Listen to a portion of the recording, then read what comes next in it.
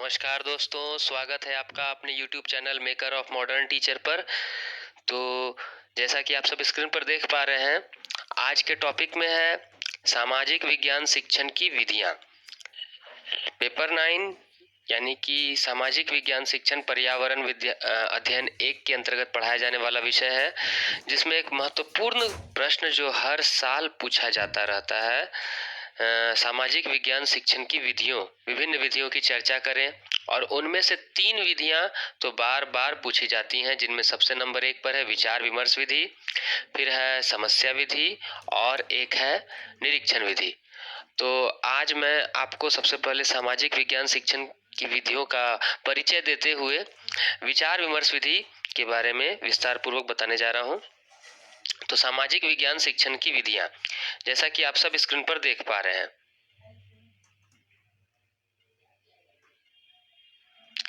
चलिए, सामाजिक विज्ञान शिक्षण की विधियां शुरू करते हैं। यहाँ मैंने जो नोट्स बनाया है, तैयार किया है, बुक से कुछ कंटेंट लिए हैं और कुछ कंटेंट जो मैंने अपने अनुभव के आधार पर सीखे हैं, उनको मैंने आपके सामने साझा किया है।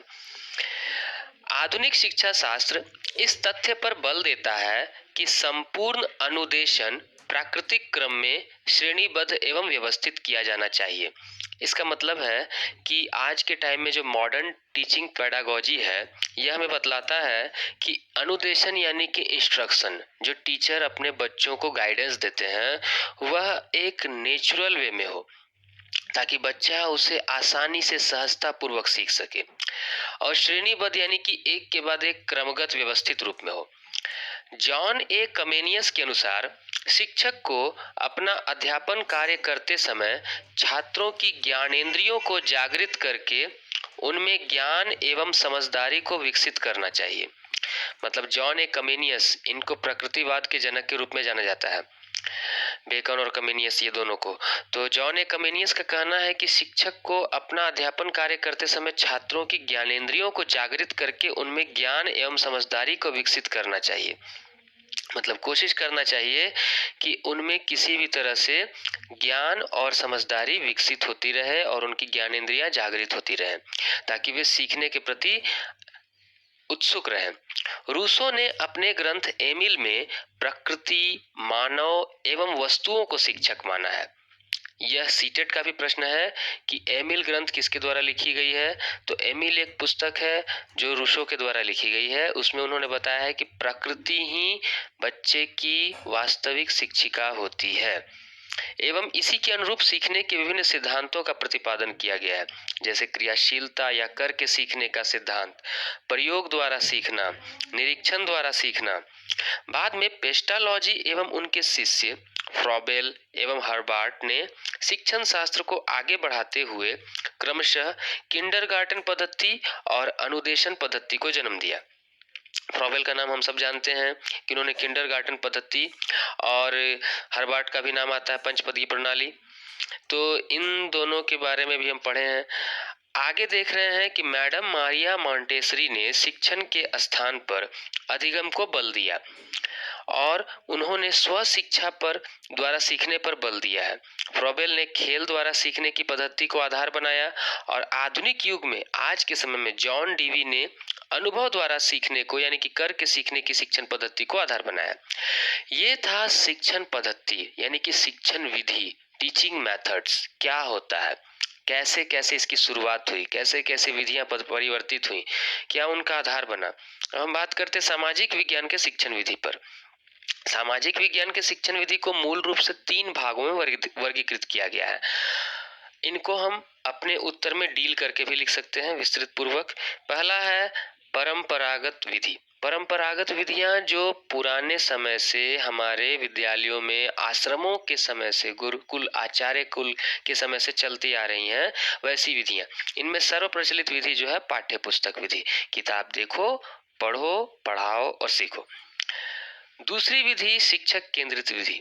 शिक्षक केंद्रित विधि के अंतर्गत शिक्षक की सहजता और उसको जो विषय पढ़ाना है उस विषय को आसानी से समाप्त करने का विधियां शामिल हैं। इनमें व्याख्यान विधि और कथा कथन विधि हम देखते हैं आए दौर पे इतिहास, भूगोल, समाज के लिए ये विधियां बहुत प्रचलित रहती हैं। पर वर्तमान समय में अगर कहा जाए तो छात्र केंद्रित विधियां प्रचलन में है। क्योंकि हम जानते हैं अभी जो वर्तमान समय है वहाँ चाइल्ड सेंटर्ड एजुकेशन यानी बाल केंद्रित शिक्षा ही प्रचलन में है। तो आधुनिक विधियों में हम विचार विमर्श विधि, समस्या समाधान विधि, अन्वेषण योजना विधि, मस्तिष्क विप्लव, नाटक विधि, स्वतंत्र अध्ययन इत्यादि कई सारी विधियां हैं। अब हम बारी बारी से इनके बारे में समझते हैं। छात्र केंद्रित विधियां कहते किसे हैं? इन विधियों में बालक की भूमिका प्रमुख होती है और शिक्षक एक मार्गदर्शक एवं वातावरण के निर्माता के रूप में अपनी भूमिका का निर्वाह करता है। वस्तुतः शिक्षक इनमें एक सुविधा प्रदान करने वाला होता है, यानी कि उसका मात्र कार्य एक मार्गदर्शक का होता है, निर्देशक का होता है। बालक स्वयं करके सीखता है। ऐसी विधियां इनमें बालक सक्रिय होकर सीखता है। आधुनिक शिक्षा बालक को शिक्षण एवं सीखने की प्रक्रिया में प्रमुख स्थान प्रदान करने का समर्थन करती है। इस कारण छात्र केंद्रित पद्धतियों को आधुनिक विधियों की भी संज्ञा दी जाती है। अभी तक हमने जाना कि शिक्षण विधियां किसे कहते हैं, कैसे कैसे उनका विकास हुआ, किन आधारों पर शिक्षण विधियों का वर्गीकरण हुआ और छात्र केंद्रित विधियां क्या हैं। अब हम आज के प्रमुख सवाल पर आते हैं। विचार विमर्श विधि। देखिए यह सवाल अभी तक 2 बार पूछा गया, 2020 में भी पूछा गया है, 2017 में पूछा गया है और इसके पहले भी पूछा गया है। इसका प्रश्न इस प्रकार पूछा जाता है कि विचार विमर्श विधि का अर्थ बताते हुए इसकी विशेषताओं पर प्रकाश डालिए, अथवा सामाजिक विज्ञान शिक्षण में विचार विमर्श विधि की उपयोगिता का वर्णन करते हुए इसके गुण व दोष को स्पष्ट कीजिए। तो अब हम इसको समझते हैं। पहले विचार विमर्श विधि कहते किसे हैं, विचार विमर्श विधि का अर्थ क्या होता है। तो सामाजिक विज्ञान शिक्षण की बहुविधियां हैं, कई सारी विधियां हैं और इनमें से एक है विचार विमर्श विधि। यह एक शैक्षणिक समूह क्रिया है, अर्थात सामूहिक रूप से की जाने वाली शैक्षणिक क्रिया। इसमें एक बालक या एक बालिका नहीं, कई बच्चे एक साथ समूह में कार्य करते हैं, शिक्षक भी उनके साथ कार्यरत रहते हैं। विभिन्न शिक्षा शास्त्रियों ने इस विधि की परिभाषा इस प्रकार दी है। पहली परिभाषा है टीएम रिस्क के अनुसार कि वाद विवाद का अर्थ अध्ययन के अंतर्गत विषय में सम्मिलित संबंधों का विचारशील तथ्य है।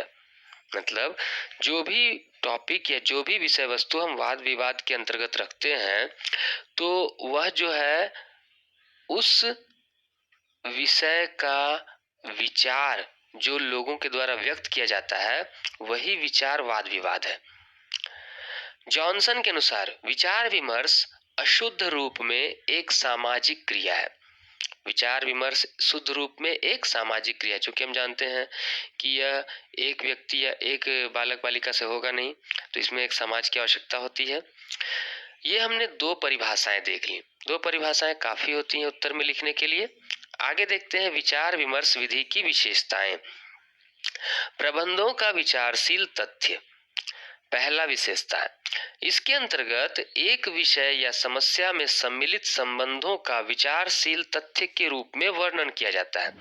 मतलब जिस भी विषय के बारे में विचार विमर्श शुरू किया जाता है उसको एक विचारशील तथ्य माना जाता है और उसके बारे में जितने लोग हैं सब अपने अपने विचार वर्णन करते हैं। तथ्यों का प्रबंध और वर्णन दूसरी विशेषता। विचार विमर्श में किए गए तथ्यों का प्रबंध, वर्णन तथा रूपरेखा बनाकर तैयार किया जाता है कि पहले सोच लिया था, यह पूर्व निर्धारित कार्य है। विचारों का आदान प्रदान, विचार विमर्श नाम ही है विचार विमर्श, तो इसमें अपने मन के विचारों को हम सामने वालों के साथ साझा करते हैं और सामने वालों के विचारों को सुनते हैं। फिर इसी में जो सामने वाली कही हुई बात है यदि हमें अनुचित लगती है तो हम अपना पक्ष प्रस्तुत करते हैं। इसे एक आदान प्रदान की प्रक्रिया कहते हैं। सहयोगात्मक प्रतियोगिता, ये द्वेषात्मक प्रतियोगिता नहीं है बल्कि सहयोगात्मक प्रतियोगिता है। इसमें बच्चे अपने सहयोगियों, अपने सहपाठियों, अपने प्रतियोगियों के साथ एक सहयोगपूर्ण व्यवहार के द्वारा सीखते हैं। इस विधि में विद्यार्थी सहयोगात्मक प्रतियोगिता में भाग लेते हैं। समस्याओं का समाधान, यह विधि जो है विद्यार्थियों को एक समस्या के समाधान के प्रति उनकी विचार प्रक्रिया को सही करके प्रोत्साहित करता है। मतलब कि शिक्षक निर्देशक के रूप में रहता है और उसका कार्य रहता है कि यदि विद्यार्थी अपनी कोई विचार प्रस्तुत कर रहे हैं, उनमें कोई भी तरह की त्रुटि होती है तो उसे वो संशोधित करते हैं। अनुभवों का प्रयोग, विचार विमर्श के द्वारा मिले हुए अनुभवों का प्रयोग भी विद्यार्थी अपने आगे की समस्याओं को सुलझाने के लिए करते हैं। वाद विवाद की आगे की व्याख्या करने के लिए उनके अनुभवों का प्रयोग करने में विद्यार्थियों को प्रोत्साहन मिलता है। सक्रियता, इसमें विद्यार्थी सक्रिय रूप से क्रियाशील रहते हैं तथा अध्यापक भी सक्रिय रहते हैं। ये दोनों सक्रिय रहते हैं। सुसज्जित वार्तालाप, मैंने पहले ही कहा था कि इसमें हम अपने विचार को प्रस्तुत करते हैं, सामने वाले के विचार को सुनते हैं और यदि वो विचार अनुचित लगता है तो हम अपना पक्ष प्रस्तुत करते हैं। इसमें सुसज्जित एकदम सुव्यवस्थित रूप से एक अच्छा विचार विमर्श सुसज्जित वार्तालाप होता है जिसमें प्रत्येक प्रतियोगी सहज, सहनशील, सचेत, वीर और अच्छे स्वभाव का होता है। 9वां है कि उद्देश्य लक्ष्य प्राप्त करना। ये जो विचार विमर्श प्रक्रिया है, इस प्रक्रिया का उद्देश्य होता है कि एक लक्ष्य प्राप्त करना और इसका लक्ष्य जो होता है ज्ञान संबंधी उद्देश्य। विचार विमर्श विधि के घटक यानी कि इसके अंतर्गत कौन कौन प्रमुख होते हैं घटक या तत्व। पहला है लीडर या नेतृत्व। तो नेतृत्वकर्ता इस विधि का लीडर एवं स्वयं अध्यापक होता है, अतः उसे सहनशील, संयमी एवं कुशल श्रोता होना चाहिए। साथ ही प्रतियोगी विद्यार्थियों को विषय वस्तु के संबंध में विचार व्यक्त करने के अवसर प्रदान करने चाहिए, ऐसा व्यक्ति होना चाहिए। अगला है समूह।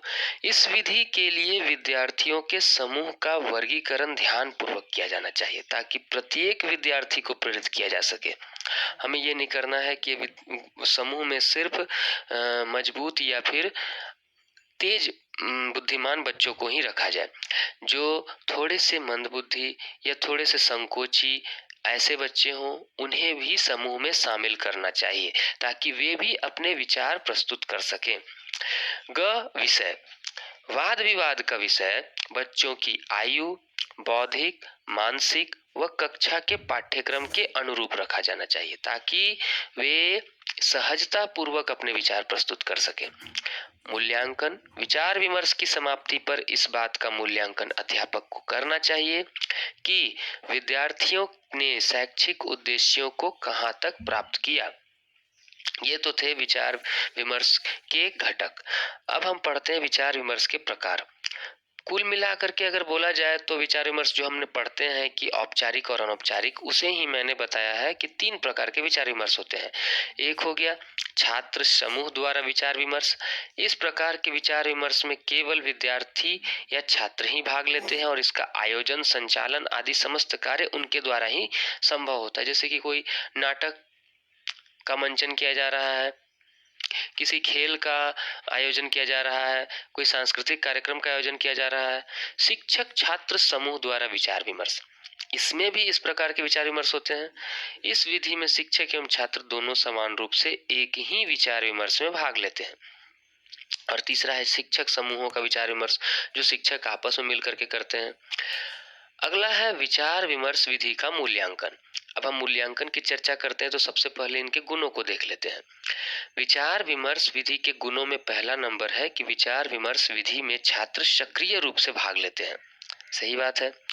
दूसरा है इस विधि के अंदर विद्यार्थी पारस्परिक सहयोग के साथ कार्य करते हैं, आपस में मिलजुल कर एक साथ तालमेल बनाकर कार्य करते हैं। यह उनमें सहयोगात्मक भावना का विकास करती है। तीसरा है यह विधि स्वतंत्र अध्ययन पर बल देती है।